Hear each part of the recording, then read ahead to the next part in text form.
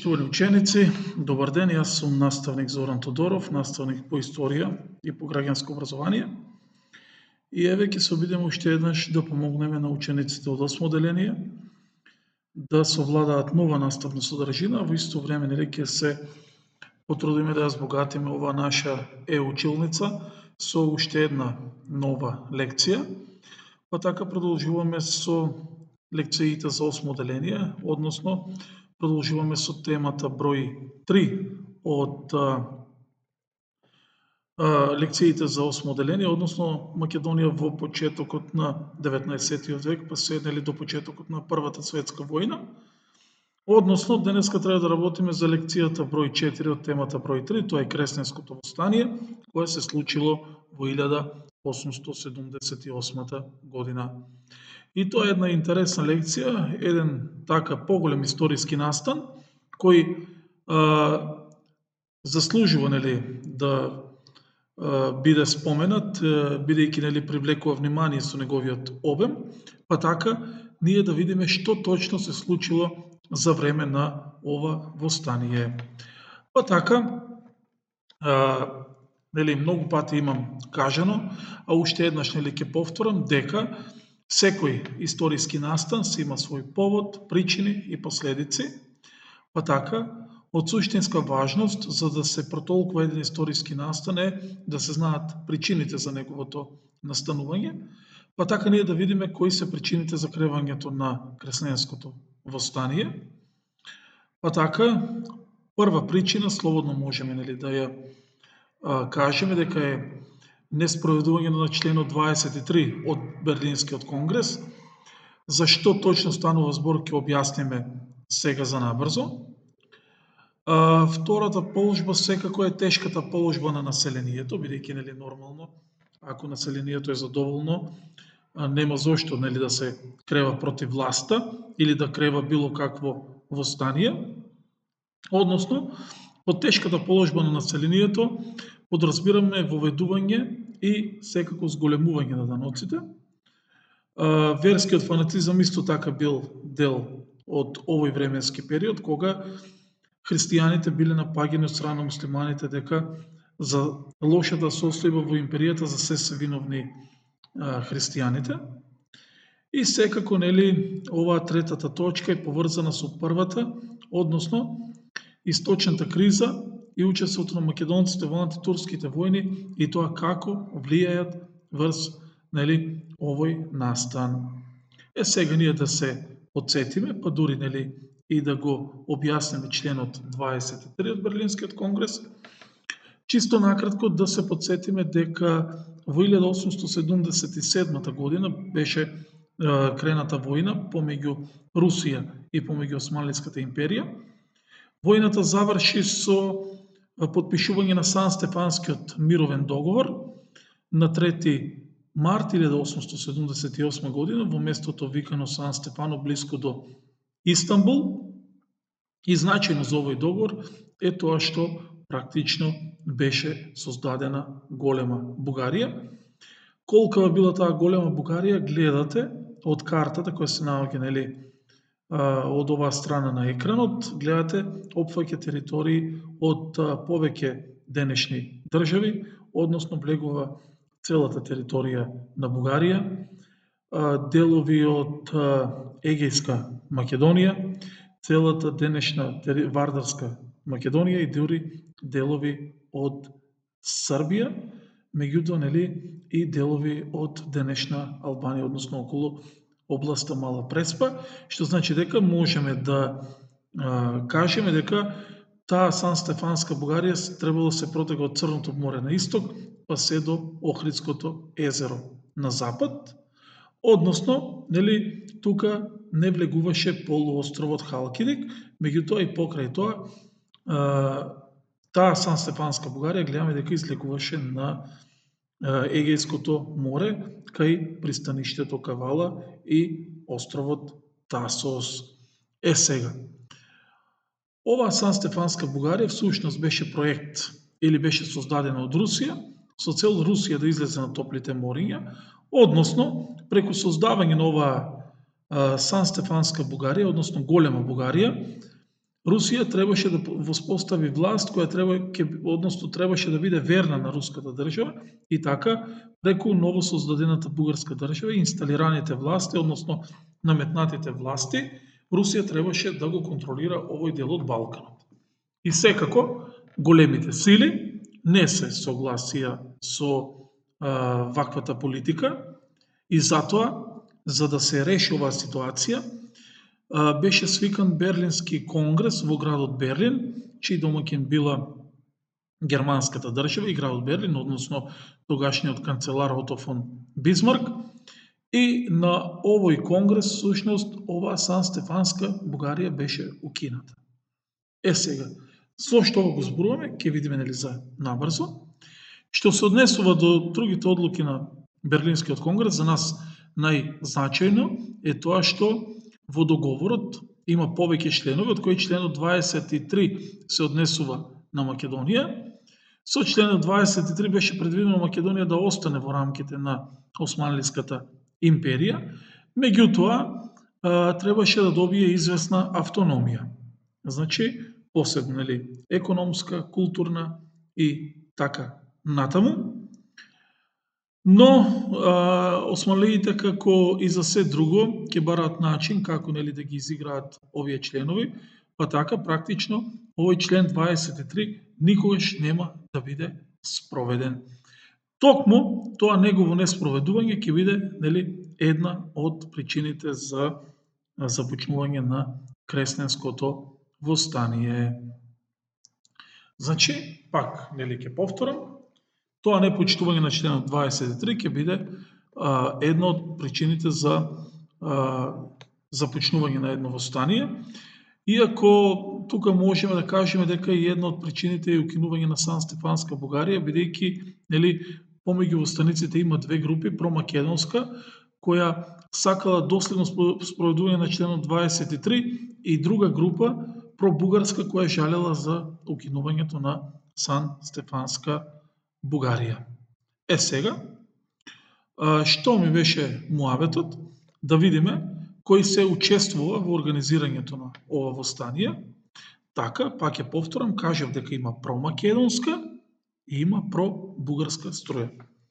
Што значи, две структури учествуваат во организацијата на востанието.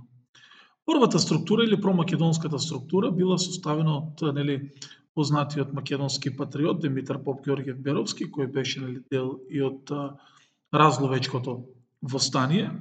Тој беше една маркантна фигура, односно нели образован човек со завршено војно училиште. И така учествува во, повторно гледаме во подготовките на едно ново востание. Тука секој ќе видат и другите македонски војводи, како Ѓорѓе Пулевски, како дедо Илјо Малешевски, односно Илија Марков, поп Коста Бувски, Четиот Леринско и така натаму и така натаму. Сега, бидејќи нели за подготовки на едно востание се неопходни финансиски средства, тие финансиски средства и оружје требало да ги обезбеди Бугарскиот комитет Единство и на тој начин тој се вмешува во востанието. Главен представник на Комитетот Единство во востанието ќе биде Охридскиот митрополит Натанаил Кучевишки, кој нормално нели ќе ги застапува бугарските ставови, односно на едната страна промакедонската струја се залагала нели за автономија на Македонија, додека нели пробугарската струја сакала пред светот да покаже дека македонците жалат што не се дел од Сан-Стефанска Бугарија. И тие се два диаметрално спротивни ставови кои што нели они не можат да ги надминат, па на крај сето тоа ќе резултира со судир во кој ќе биде од страната промакедонската струја. Но како и да е, да заклучиме дека во подготовките на востанието ќе учествуваат две групи, промакедонска, составена од македонските војводи, начело со Димитар Поп Ѓорѓе Беровски, дедо Илјо Малешевски, Ѓорѓе Пулевски, Поп Коста Бувски и така натаму. На друга страна, во подготовките ќе учествуваат и Бугарскиот комитет Единство, чиј најзначаен представник е Охридскиот митрополит Натанаил Кучевишки. Главната одлука за започнување на востанието ќе биде донесена на Рилскиот, односно во Рилскиот манастир. Собирот ќе се одржи на 8 септември, каде ќе падне и одлука да биде кренато востание. Значи, ќе се соберат тие кои што го подготвуваат востанието и ќе одлучат дека треба да се крене востание на територија на областа наречена Каршијак, односно по долината на реката Струма. Па така, за раководител на нападот ќе биде избран познатиот македонски војвода Стојан Карастоилов, кој што учествувал во ова востание како главен на четите, односно тој ќе биде главен војвода. Така да тој ќе раководи со нападот врз градот Кресна, со кој ќе започне востанието. Значи, да се подсетиме дека практично на собирот во Рилскиот манастир на 8 септември ќе биде донесена одлука да биде кренато востание.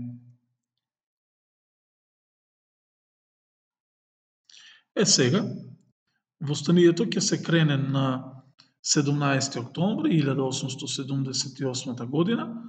Некаде ќе го сретнете и датумот 5. октомври, тоа е всушност едно исто, меѓутоа само се работи за датум од два различни календари. 17. октомври е според Грегоријанскиот, додека 5. октомври е според Јулијанскиот календар. И пак ќе повторам, нападот ќе започне со напад врз градот, односно врз тогашното село Кресна. Нападот ќе трае многу долго, 18 часа ќе трае борбата помеѓу востаниците и помеѓу турските војници. После 18 часовна борба ќе се предадат 119 турски војници, имало 8 загинати турски војници, додека на страна на востаниците ќе има само еден загинат.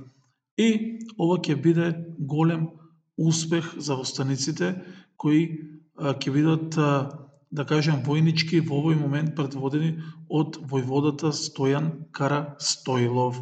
И така, значи, тоа е првиот успех на востаниците. Сега, гледате од прилика ова со розова боја, таа е територијата на која ќе се одвива востанието. Гледаме дека се работи за поголема територија, односно можеме да заклучиме дека востанието се кренало од двете страни на реката Струма, односно ќе бидат опфатени поголем број на места, па така, освен градот Кресна ќе биде опфатено и Разлошко, Беровско, Мелничко, односно градот Мелник, Демирхисарско и така натаму, или вкупно ќе бидат опфатени околу 54 села во областа наречена Каршијак, односно вкупно 32.000 жители ќе бидат опфатени со овие востанички дејства.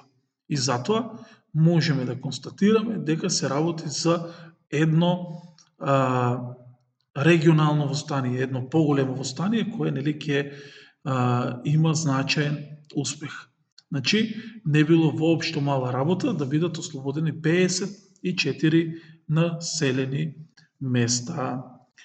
Сега, друга работа што сакав да ви кажам е тоа дека ќе биде формиран востанички штаб, да видиме како ќе бидат организирани востаниците, односно како ќе се организираат после завземањето на таа територија. Ќе биде формиран главен востанички штаб, на чие чело како начелник ќе стои Димитар Поп Ѓорѓиев Беровски. Всушност можеме да заклучиме дека тој ќе биде главен политички водач, без разлика што учествувал и во војничкиот дел, бил војнички образован и така натаму. Сепак можеме да го окарактеризираме како главен политички водач, додека прв војвода или човек кој што ќе управува со четите ќе биде веќе споменатиот Стојан Карастоилов, додека Адам Калмиков, кој бил козак по потекло од царска Русија, ќе биде прогласен за атаман на востанието. Тоа всушност е водач, една руска титула која не се среќа во Македонија. Меѓутоа, поентата е да се задоволат и апетитите на бугарскиот комитет единство, бидејќи сепак на крај крајва тие го финансираа востанието. Сега, кажавме дека ќе биде ослободена оваа не баш мала територија од 54 населени места и се поставува прашањето кој ќе управува со оваа територија кога ги нема османлиите, па така било одлучено со цел да не се создаде анархија, односно кражби и слични работи, со селата да управуваат управа, таа управа би се состоела од тројца старешини, а во селата да има пописен писар и полициска стража кој ќе внимава на редот и мирот во тие села, односно на таа територија. Сега, треба да се истакне дека востаниците ќе напишат свој правилник, односно правилник за однесување на востаниците за време на востанието. И треба исто така да се истакне дека секаде во сите документи ова востание е познато како македонско востание. Значи, востаниците самите го нарекувале востанието македонско востание. Ама треба исто така да се истакне дека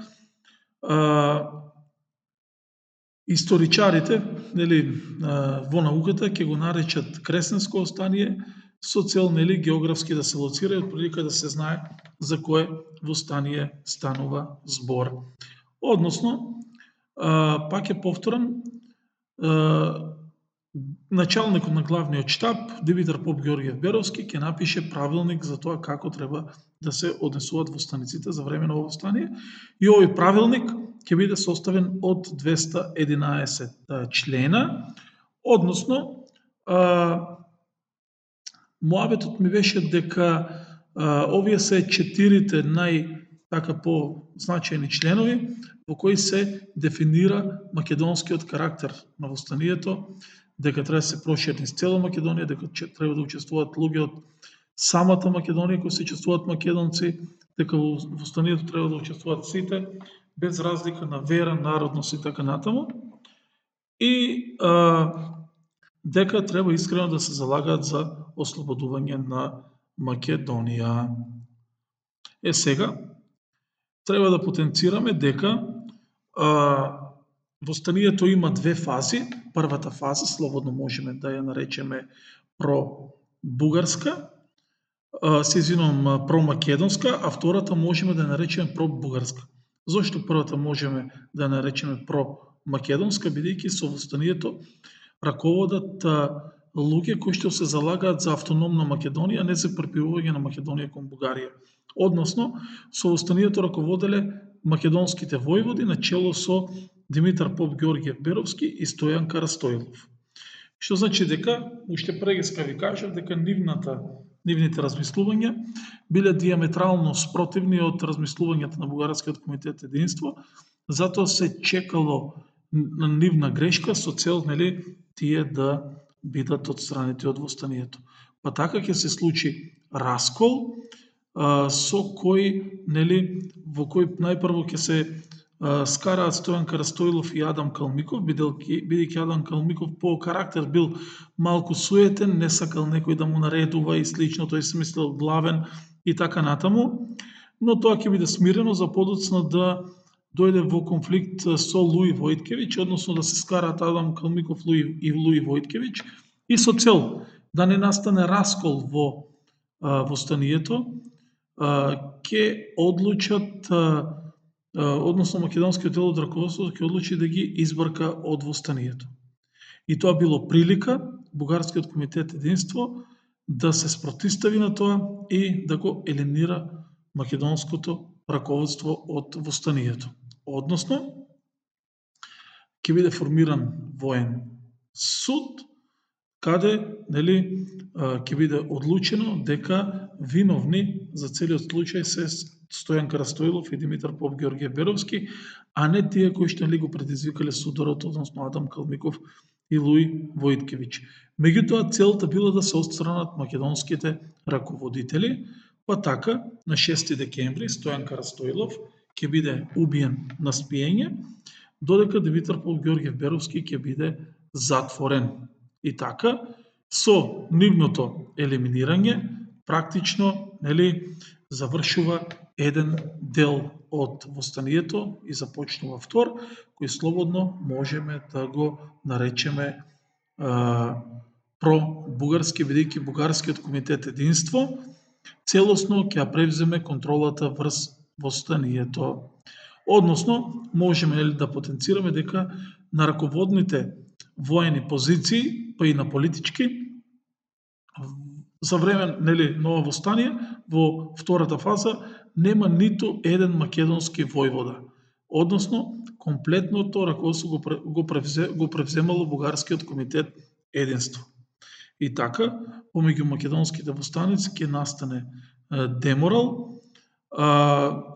Исто така треба да се спомене дека Бугарскиот комитет единство била во редовна комуникација со бугарскиот премиер Стефан Стамболов, кој во неколку наврати и ќе ги посети, и така практично со него синхронизирано ќе управуваат со востанието.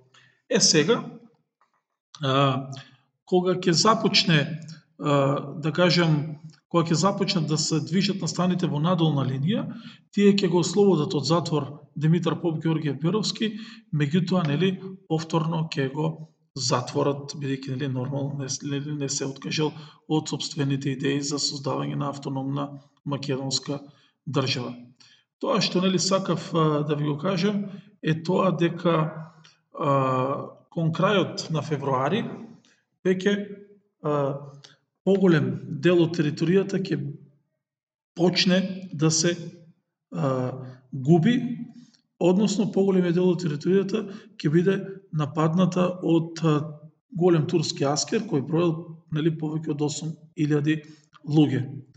Сега, и прегеска ви кажав дека целта на Бугарскиот комитет единство не била автономија на Македонија, туку била светот да види дека македонците се бунат заради тоа што е укината Сан-Стефанска Бугарија, и затоа целта на комитетот единство било востанието да се прошири низ повеќе делови на Македонија, па така проширувајќи го востанието, практично ќе ослабнат одбраната на веќе завземените територии, и ова ќе се покаже како погрешна тактика, односно востаниците ќе се борат на други места, а нема кој да ги брани териториите кои веќе ги освоиле, и тоа ќе го искористат османлиите кои постепено ќе почнат да ја завземаат целата територија.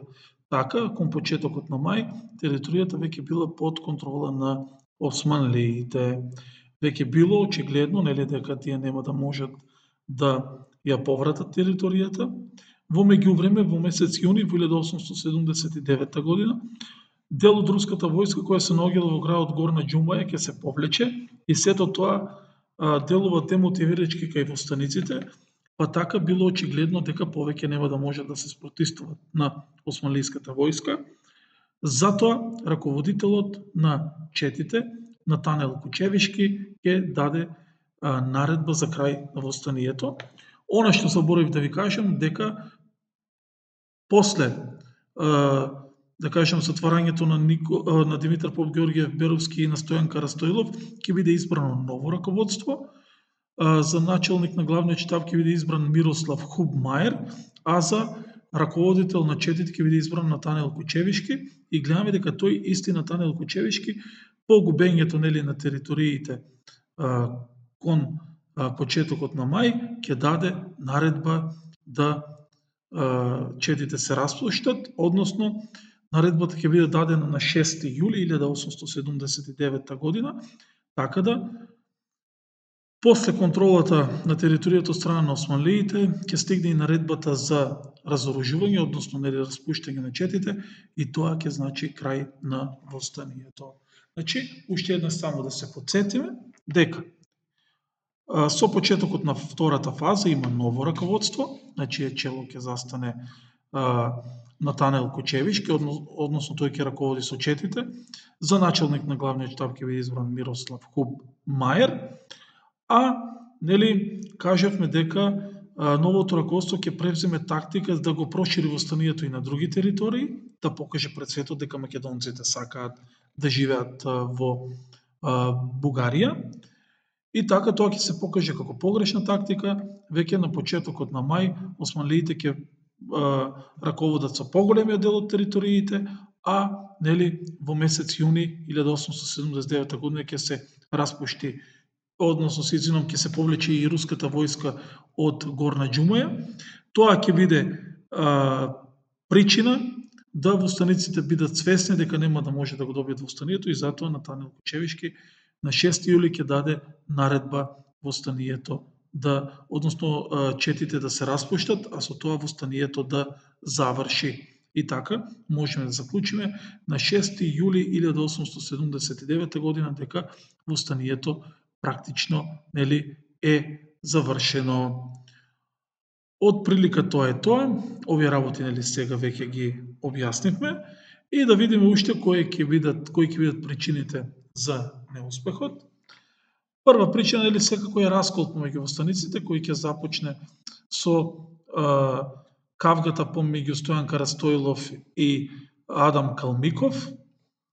Втората причина нели е елиминација на промакедонската струја, предводена од Димитар Поп Ѓорѓев Беровски и Стојан Карастојлов, односно се сеќавате дека едниот беше убиен, другиот беше затворен, па така главните раководители ги нема, сето тоа ќе предизвика деморал кај останатата војска. Третата причина е тоа што Бугарскиот комитет единство е превзел целосно контролата врз востанието, а тие немале намера да се борат до крај, туку нели сакале да ги искористат овие воени настани со цел нели да се побунат кај големите сили, да биде променет Берлинскиот договор. И на крај нели можеме да кажеме дека четврта причина за неуспех е неповолната меѓународна положба, односно одлуките за тоа што ќе се случува на Балканот веќе беа донесени, односно можеме да заклучиме дека ако востанието се случише пред Берлинскиот конгрес, може би имало некаков успех, меѓутоа случување на востание после Берлинскиот конгрес било осудено на пропаст, бидејќи сигурно нели големите сили нема повторно да се состанат со цел нели да удоволат желба на некои од помалите народи, во овој случај македонскиот и бугарскиот народ. Од прилика тоа е тоа, се надевам нели дека беше јасно, се надевам дека беше интересна лекцијата и се надевам дека запамтивте дел од овие работи со ново видео и со нова лекција.